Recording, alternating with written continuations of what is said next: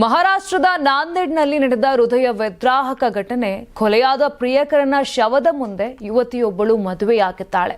ತನ್ನ ತಂದೆ ಮತ್ತು ಸಹೋದರರೇ ಪ್ರಿಯಕರನನ್ನ ಕೊಂದಿದ್ದಾರೆಂದು ಯುವತಿ ಆರೋಪಿಸಿದ್ದಾಳೆ.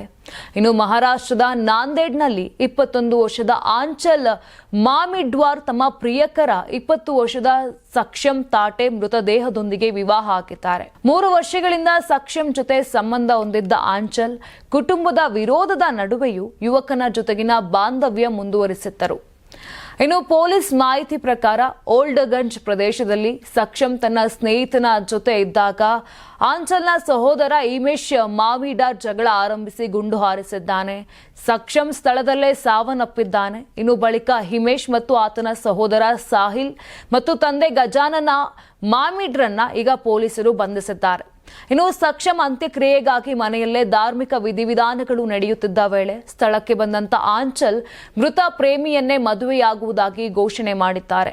ನನ್ನ ಪ್ರೀತಿ ಅಮರ, ನಾನು ಸಕ್ಷಂನ ಪತ್ನಿ ಎಂದು ಹೇಳಿದ್ದಾಳೆ.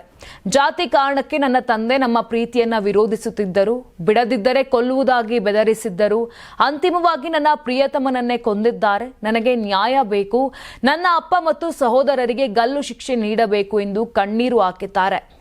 ಇನ್ನು ಮೃತದೇಹದೊಂದಿಗೆ ಮದುವೆಯಾಗಿ ಹಣೆಯ ಮೇಲೆ ಕುಂಕುಮ ಹಚ್ಚಿಕೊಂಡು ಆತನ ಮನೆಯಲ್ಲೇ ಸೊಸೆಯಾಗಿ ವಾಸ ಮಾಡೋದಾಗಿ ಪ್ರತಿಜ್ಞೆಯನ್ನ ಕೂಡ ಮಾಡಿದ್ದಾಳೆ. ನಿಮಗೆ ಮಾಧ್ಯಮದಲ್ಲಿ ಕೆಲಸ ಮಾಡುವ ಆಸಕ್ತಿ ಇದೆಯಾ? ಹಾಗಾದ್ರೆ ಕರ್ನಾಟಕ ಟಿವಿ ಡಿಜಿಟಲ್ ಮೀಡಿಯಾದಲ್ಲಿದೆ ನಿಮಗೆ ಒಳ್ಳೆಯ ಅವಕಾಶ. ಆಯ್ಕೆಯಾದವರಿಗೆ ಉಚಿತ ತರಬೇತಿ ಕೊಡ್ತೀವಿ. ತರಬೇತಿ ನಂತರ ಕೆಲಸ ಮಾಡುವ ಅವಕಾಶನೂ ಕೊಡ್ತೀವಿ. ಈ ಕೂಡಲೇ ನಿಮ್ಮ ಮಾಹಿತಿಯನ್ನ ಮೇಲ್ ಮಾಡಿ.